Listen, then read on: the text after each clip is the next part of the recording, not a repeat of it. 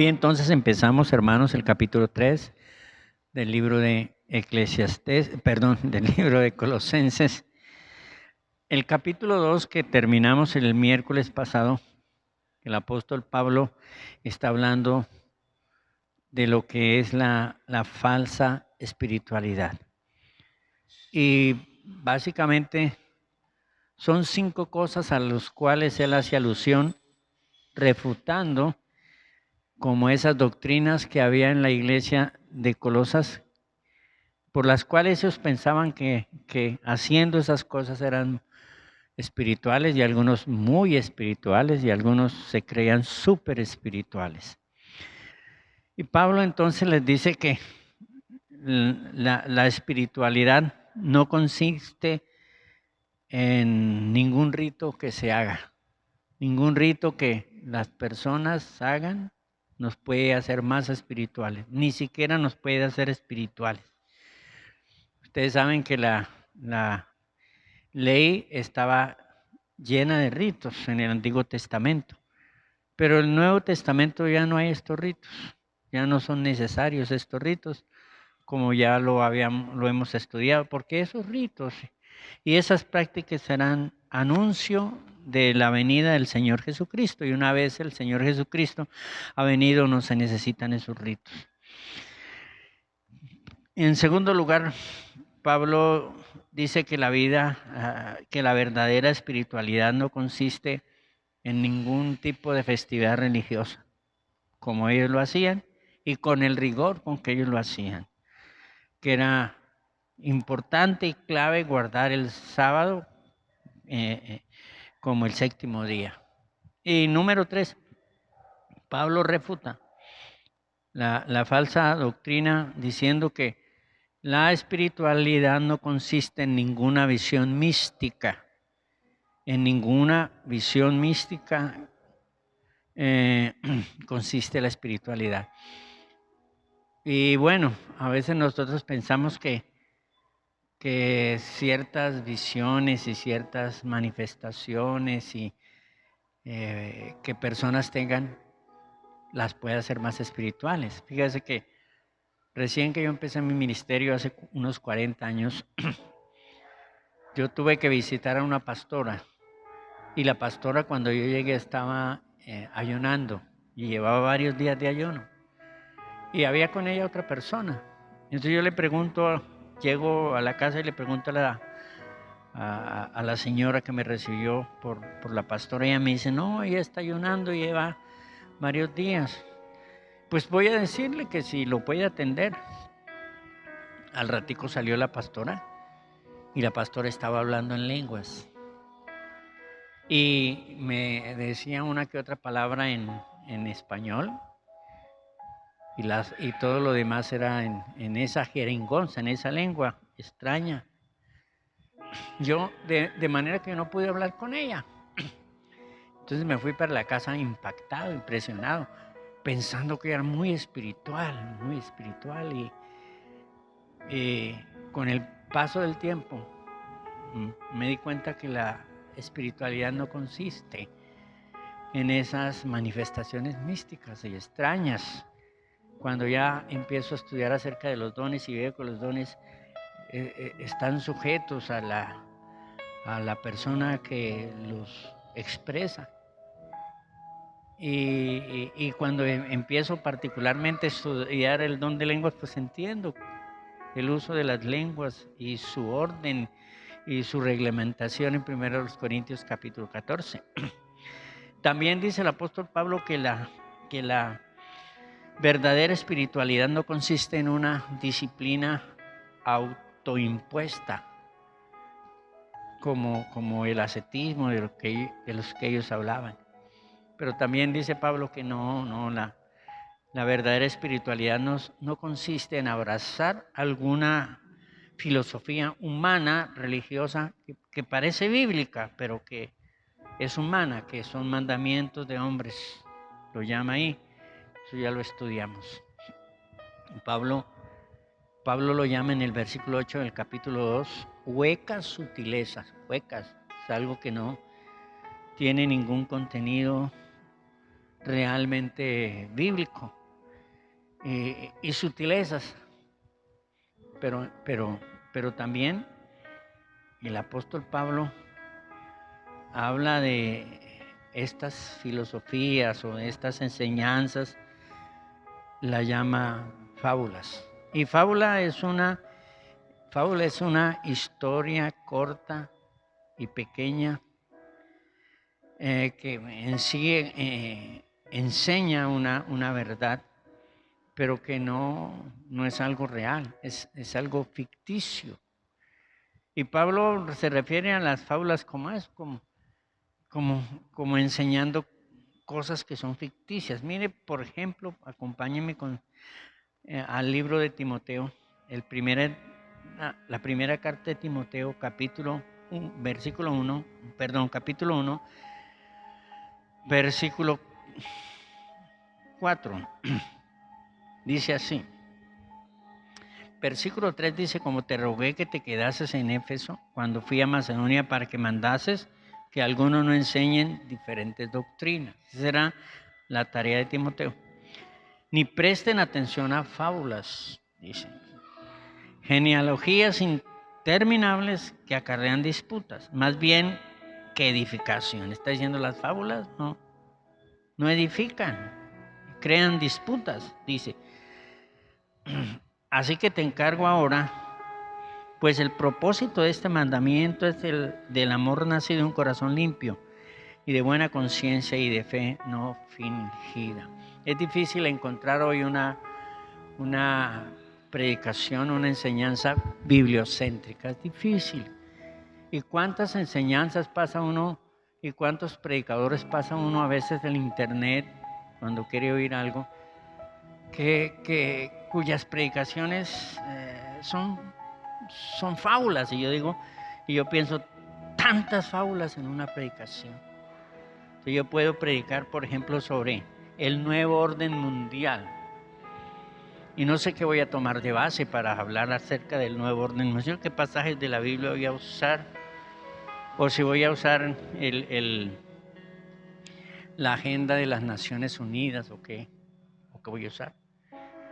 Y desde luego que predicaciones así básicamente son fábulas, hermanos. Mire 1 Timoteo, capítulo 4, versículo 7. Versículo 6 dice: si esto enseñas, es decir, si impartes las enseñanzas apostólicas que Pablo le ha comunicado a Timoteo, si esto enseñas a los hermanos, pues el ministerio del pastor es enseñar a la gente la palabra. Serás buen ministro de Jesucristo, nutrido con las palabras de la fe y de la buena doctrina. Pablo le reitera a Timoteo que él debe enseñar la Biblia, la palabra. Desecha las fábulas, versículo 7, profanas y de viejas. Ejercítate en la piedad, dice el apóstol Pablo. Yo solamente voy a leer estos versículos que tienen que ver con esas enseñanzas que consistían en fábulas. Era una combinación de judaísmo y de gnosticismo y de filosofía griega.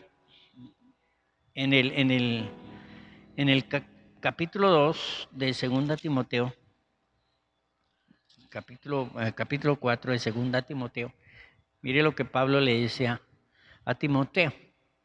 Y esos son consejos para los pastores, que quienes predican, están en la tarea de predicar la palabra del Señor. Tengamos cuidado de no predicar fábulas, de predicar la palabra. Dice: te encarezco delante de Dios y del Señor Jesucristo, que juzga a los vivos y a los muertos en su manifestación y su reino, que predique la palabra. Que instes a tiempo y fuera de tiempo, redarguye, reprende, exhorta con toda paciencia y doctrina. Porque vendrán tiempos cuando no sufrirán la sana doctrina como estos. Estamos en esos tiempos donde hay muchas doctrinas falsas, aún en la iglesia que se precia de tener doctrina sana, sino que teniendo comezón de oír, se amontonarán maestros conforme a sus propias concupiscencias y apartarán de la verdad el oído y se volverán a las fábulas. Fíjese que las fábulas apartan al creyente de la verdad, como dice aquí. Pero repito, no es mi idea hacer un estudio acerca de esto. En segunda en Tito capítulo 1, versículo Dios, dice Pablo a Tito. Ahora no es con Timoteo, sino con Tito. Dice, porque hay muchos contumaces, habladores de vanidades, engañadores mayormente de los de la circuncisión. Está hablando aquí de los judíos, al judaísmo, ¿no? A los que profesaban la religión judía, a los cuales es preciso tapar la boca, que trastornan casas enteras, enseñando por ganancia deshonesta lo que no conviene. Uno de ellos, su propio profeta, y eso sí que es, las fábulas sí que es propicio a los profetas. Los profetas son a las fábulas como las fábulas son a los profetas. Dijo los cretenses, siempre mentirosos, malas bestias, glotones, ociosos. Este testimonio es verdadero, por tanto repréndelos duramente para que sean sanos en la fe, no atendiendo a fábulas judaicas ni a mandamientos de hombres que los apartan de la verdad. Y obviamente que todos estos textos tienen que ver con el capítulo 2 que nosotros terminamos de estudiar el miércoles pasado. Les repito, ese capítulo 2 es muy interesante, muy edificante, a mí me bendijo mucho y quizá usted ya tenga en cuenta cuáles son los tópicos de falsa doctrina que había en la iglesia de Colosas que se citan en el capítulo 2. En el capítulo 3 que vamos a estudiar hoy, vamos a estudiar del versículo 1 hasta el versículo 4 del capítulo 3. Vamos a leerlo. Dice, si pues habéis resucitado con Cristo, buscad las cosas de arriba, donde está Cristo sentado a la diestra de Dios. Ahí se nota que Pablo piensa que hay muchos hermanos en Colosas que no han nacido de nuevo, que no se han convertido realmente a Cristo. Dice, buscar las cosas, poner la mira en las cosas de arriba, versículo 2, no en las de la tierra. Porque habéis muerto y vuestra vida está escondida con Cristo en Dios. Cuando Cristo vuestra vida se manifieste, entonces vosotros seréis manifestados con Él en gloria.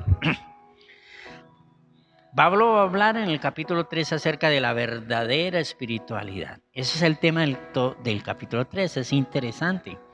En el capítulo 2 entonces Pablo enseña lo que es la falsa espiritualidad. Y en el capítulo 3 Pablo va a enseñar lo que es la verdadera espiritualidad. ¿En qué consiste?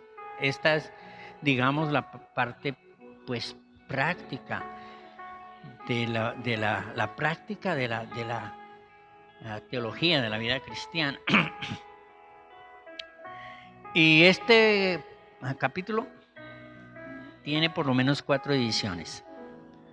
La primera tiene que ver con que la espiritualidad consiste en experimentar una nueva vida en Cristo. No se puede ser espiritual si uno no tiene una nueva vida, si uno no ha pasado por el proceso de la transformación. Así pueda practicar muchos ritos y mucho ascetismo y puede ser muy versado filosóficamente, pero si no has nacido de nuevo, hermano amado, nunca va a ser una persona realmente espiritual. Es del versículo 1 al versículo 4 me habla acerca de la experiencia del nuevo nacimiento. Número 2, La verdadera espiritualidad consiste en apartarse del pecado. Del versículo 5 al versículo número 11. Ahí habla de la vida antigua y la vida nueva. Y dice qué cosas hay que quitar de la vida antigua, de qué cosas tenemos que apartarnos para que experimentarnos una verdadera espiritualidad. Porque si hay estas cosas en el corazón, no podemos darnos el calificativo de que somos espirituales. Y número 3, del versículo 12 al versículo 17, Pablo enseña de la necesidad de que el hombre espiritual se revista de un nuevo hombre. Y número 4, del versículo número 18 al 25, Pablo enseña cómo es que esta vida se manifiesta, esta nueva vida, la vida del creyente nacido en Cristo, cómo se manifiesta. En primer lugar, en las relaciones maritales, versículo número 18 y 19. Número 2, en las relaciones familiares, versículo 20 y 21. Y número 3, en las relaciones sociales, versículo 22 y 25. Vamos entonces con la primera división del capítulo 3. Estamos hablando de cómo se experimenta la verdadera espiritualidad. ¿Cómo se consigue? ¿En qué consiste? ¿No? En primer lugar, consiste en experimentar una nueva vida en Cristo. Mire, dice, si pues habéis resucitado con Cristo, buscad las cosas de arriba, donde está sentado Cristo a la diestra de Dios. Si dice aquí, si habéis resucitado con Cristo. El término resucitar es el equivalente a nacer de nuevo, el equivalente a convertirse a Cristo, a recibir a Cristo en el corazón. En esos 4 versículos, Pablo habla de la exhortación, el versículo 1 y 2, y en el versículo 3 y 4, Pablo habla acerca de la razón de la exhortación. En primer lugar, la exhortación, Pablo dice, busquen las cosas de arriba, busquen las cosas de arriba. ¿Dónde es arriba? Allá. Bueno, aquí dice, arriba es donde está Cristo, donde está Cristo. ¿Y dónde está Cristo? Donde Cristo está sentado a la diestra de Dios. Y aquí tenemos un apuntecito acerca de la preeminencia y de la deidad del Señor Jesucristo. Cuando un rey invitaba a otro rey a su palacio, el rey anfitrión se sentaba en su trono y en su mano derecha ponía otra silla, igualmente una silla real, y sentaba a su mano derecha al rey invitado. Eso quería decir que ese rey era igual a él, que los dos eran igualmente reyes los dos. Tenían la misma autoridad, los mismos derechos. Y lo que está diciendo Pablo aquí es, busquen las cosas de arriba donde está Cristo. A Cristo que es Dios mismo. Es igual al Padre, que es Dios mismo. Porque ellos dicen que Jesús es menor que el Padre, que Jesús es como un ángel, en estatus, como un ángel. Y las cosas de arriba son las que están en oposición a las cosas de la tierra. Dice, poner la mira en las cosas de arriba, no en las de la tierra. ¿Son malas las cosas de la tierra? No necesariamente, ¿no es cierto? ¿Cuándo son malas las cosas de la tierra? Pues cuando nosotros fundamentamos nuestras vidas en esas cosas, cuando vivimos para esas cosas, cuando la razón de nuestra vida son las cosas terrenales. Por eso Pablo dice, no améis el mundo, ni las cosas que están en el mundo, dice Pablo.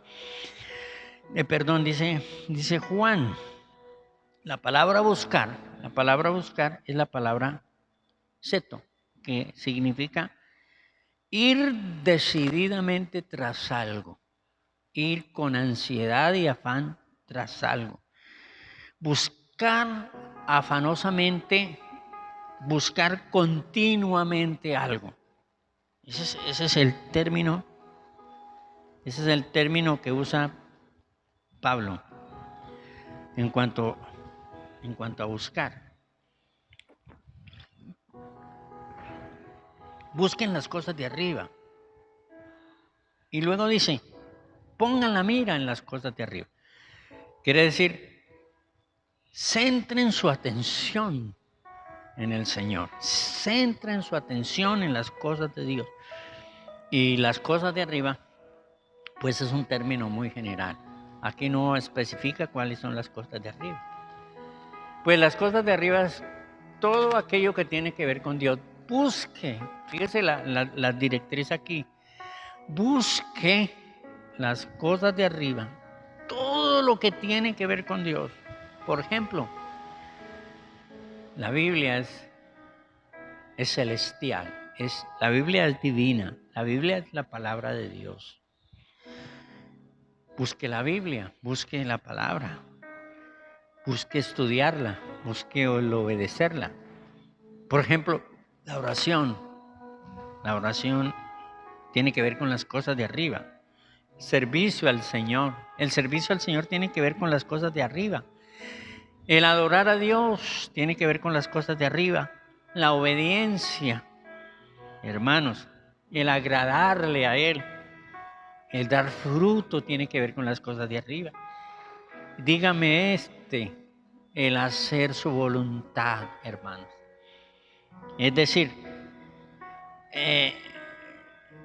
pongan su mira, su atención, su afán, busquen decididamente el hacer la voluntad de Dios. Busquen afanosamente el hacer la voluntad del Señor. La santidad son las cosas de arriba. La sabiduría son las cosas. ¿Y cuántas otras cosas? Hermanos, busquen las cosas de Dios, es lo que dice. Busquen las cosas de Dios en contraposición a las cosas de esta tierra. En otras palabras, hermanos, lo que el apóstol Pablo le está diciendo a la iglesia de Colosas, hagan del Señor el centro de su vida. Hagan del Señor Jesucristo el centro de su vida. Y bueno, hay unos ejemplos, y pensando en varios ejemplos bíblicos, de personas que pusieron su mirada en las cosas de arriba, que buscaron las cosas de arriba, en personas que centraron sus vidas en el Señor. Yo encuentro varios ejemplos, pero particularmente dos ejemplos que me impactan mucho, hermanos, mucho. Los dos están en Hebreos, capítulo 11, versículo 8. Este es Abraham.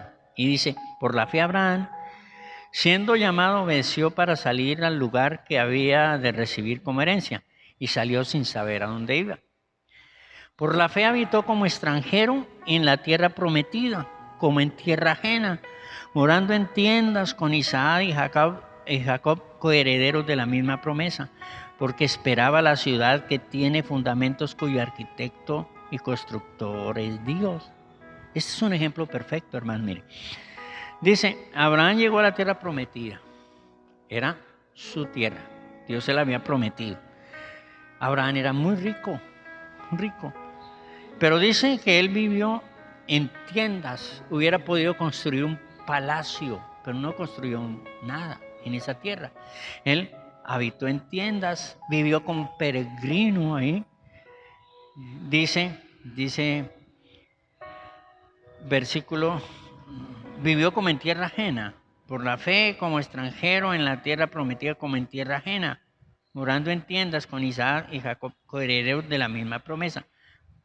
Miren el versículo número 10, porque esperaba la ciudad que tiene fundamentos, cuyo arquitecto y constructor es Dios. Realmente él no pensó en hacer un palacio, aunque tenía toda la posibilidad de hacerlo.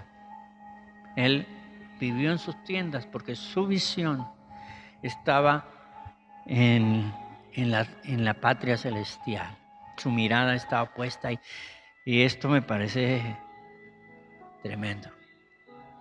Otro ejemplo es el de Moisés, Hebreos 11:24. Mire, por la fe Moisés, hecho grande, ya grande, rehusó llamarse hijo de la hija de Faraón, escogiendo antes ser maltratado con el pueblo de Dios que gozar de los deleites temporales del pecado, teniendo por mayores riquezas el vituperio de Cristo que los tesoros de los egipcios, porque tenía puesta su mirada en el galardón. Uy, tremendo estos versículos, hermanos amados. Miren, fijémonos que Moisés rehusó, como dice aquí, llamarse hijo de la hija de Faraón. Renunció a toda esa riqueza y a todo ese prestigio y a la posibilidad de ser el heredero del trono, de ser un faraón. Renunció a la posibilidad de ser faraón para ser un pastor y para someterse a todos los sufrimientos con el pueblo de Israel en el desierto que nosotros ya conocemos. Es decir, ya que dice que él renunció a los deleites temporales del pecado. Y claro, hermanos, el pecado tiene sus deleites, pero son temporales, ¿no? Y renunció a eso, sometiéndose al vituperio, a la aflicción, porque tenía su mirada puesta en la patria celestial, su mirada puesta en el galardón. Yo, mientras leía estos versículos, yo pensaba, oye, qué curioso, pastor Moisés tuvo la posibilidad de ser faraón y renunció a esa posibilidad para ser pastor. Y hay quienes hoy renuncian a ser pastor para ser faraón. Qué ironía, hermanos. Y número 2, Pablo les exhorta a los colosenses que están embebidos en esas misiones, en esas visiones, en esas místicas, en esos ritos, en esa expresión que ellos pensaban religiosa, que ellos pensaban que era espiritualidad. Y Pablo dice, no, señores, pongan la mira en Jesús, pongan su mirada en Él, pongan sus ojos, su atención en Él. Y por lo menos da 4 razones. La primera razón está en el versículo número 1. Pues si habéis resucitado con Cristo, es decir, si habéis nacido de nuevo, si acaso habéis nacido de nuevo, si habéis nacido de nuevo, poned la mirada en las cosas de arriba. Hermanos amados, como les dije antes, el resucitar con Cristo es el nacer de nuevo. Y la resurrección, hermanos amados, es un milagro, es uno de los más grandes milagros. Aquí se compara el nuevo nacimiento con la resurrección. Eso es lo que está haciendo Pablo. Mire, pensando en la dimensión de lo que es el milagro de la resurrección, por ejemplo, en el capítulo 11 del libro de Juan, dice la escritura que el Señor Jesucristo resucitó a Lázaro. Cuando el Señor Jesucristo llegó a la tumba de Lázaro, acompañado de Marta y María, que lloraban copiosamente, el Señor dijo, retiren la piedra que tapaba la puerta, la entrada a la tumba. Marta dijo, Señor, hace 4 días lo enterramos, ya tiene mal olor. Y el Señor le dijo, no te he dicho que si creyeres, verás la gloria de Dios. Y el Señor se paró en la entrada de la tumba y dijo, Lázaro, ven fuera. Y Lázaro salió, dice la Biblia, atado las manos y los pies, vendado, como lo habían metido allá a la tumba, y salió. Y puede usted suponer el asombro de la gente, el alboroto de la gente. Era un milagro sin precedentes, asombroso, asombroso. La resurrección es uno de los más grandes milagros. Y a mí me parece que estos milagros de resurrección se dieron en los tiempos del Señor Jesús, en su ministerio y en el tiempo apostólico, porque aunque algunos dicen haber orado por muertos y haber resucitado, pues eso sí es más cuestionable, hermanos. Yo no sé de ningún caso siquiera. Porque la resurrección es un milagro así sorprendente. Por ejemplo, en el capítulo 7 de Lucas, el versículo 11, dice la escritura que Jesús va con una multitud y se encuentra con un cortejo fúnebre. Y hay una viuda, una mujer que pierde a su esposo, llorando a su hijo que acaba de morir. Quedó sin esposo y quedó sin el hijo. Era el único, dice la Biblia. Jesús se queda mirándola y tuvo compasión de ella. Y le dijo, ¿qué te pasa, mujer? Se acercó al féretro, al ataúd, y llamó al muchacho. Y dice la Biblia que el muchacho se incorporó. Se lo entregó a la mamá. Y por supuesto el asombro fue enorme. Y ellos dijeron, uy, este es un gran profeta que se ha levantado. Hermanos,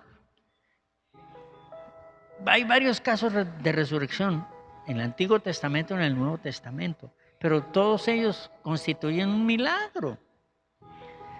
Fíjese lo que está diciendo aquí Pablo. El resucitar con Cristo o el nacer de nuevo es un milagro. Es un milagro. Es un milagro asombroso. Es uno de los más grandes milagros. Nosotros, por ejemplo, cuando una persona se convierte a Cristo, nace de nuevo, deberíamos verlo como un milagro de uno que ha resucitado. Así lo deberíamos ver. Pablo lo dice así, ustedes han resucitado con Cristo. Entonces, busquen las cosas de arriba. Número 2, porque hemos muerto al mundo. Bueno, para resucitar se necesita haber muerto. Versículo 3, porque habéis muerto y vuestra vida está escondida en Cristo. La segunda razón es porque hemos muerto. Bueno, ¿hemos muerto a qué? Hemos muerto al mundo. En Gálatas, más atrasito, en el capítulo 6, Pablo toca este tema y dice así, capítulo 6, versículo 1.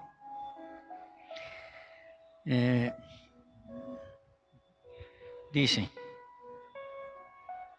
Gálatas, no, qué pena, no tengo equivocada esa cita.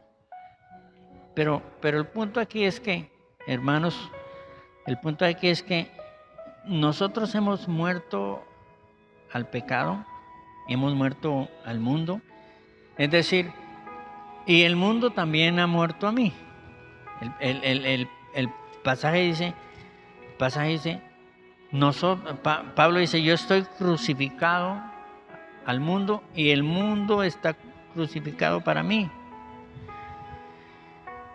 De manera que el mundo ya no tiene más influencia en mí porque pues yo estoy muerto y ninguna cosa puede influenciar en un muerto, influir en un muerto, porque está muerto. Hermanos amados, buscamos las cosas de arriba porque nosotros estamos muertos al pecado, porque pues ya no nos deleitamos en esas cosas pecaminosas, porque ahora nuestra pasión y deleite es otra cosa. Y número 3, porque nuestra vida está escondida en Cristo, dice Gálatas. Tenemos que buscar las cosas de arriba, en primer lugar, porque hemos resucitado, hemos nacido de nuevo. Número 2, porque hemos muerto al pecado, es decir, el pecado, por la gracia de Dios, ya no va a tener la misma influencia en nuestros corazones, porque nosotros estamos muertos al pecado, es decir, nos hemos separado de él. Y número 3, porque nuestra vida está escondida en Cristo, con Cristo en Dios.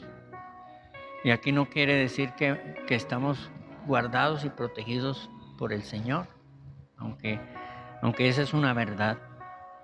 Aquí lo que quiere decir es que lo que nosotros hacemos para el mundo no tiene sentido.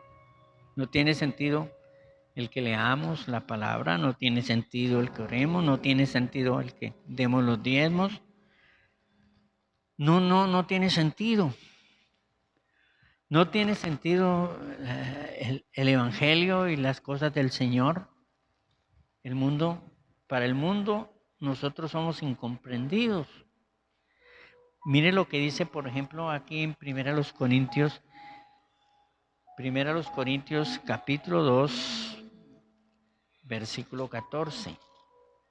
Dice así: pero el hombre natural, es decir, el que no conoce al Señor, al que no tiene al Señor en su corazón, pero el hombre natural no percibe las cosas del Espíritu de Dios, porque para él son locura y no las puede entender, porque han de discernirse espiritualmente. El hombre natural no percibe las cosas del Espíritu de Dios. Es decir, al parecer las cosas de Dios están escondidas para el hombre impío, porque pues él no se interesa por ellas, no le importan las cosas de Dios, y ese es el sentido de estar escondido. Y número 4,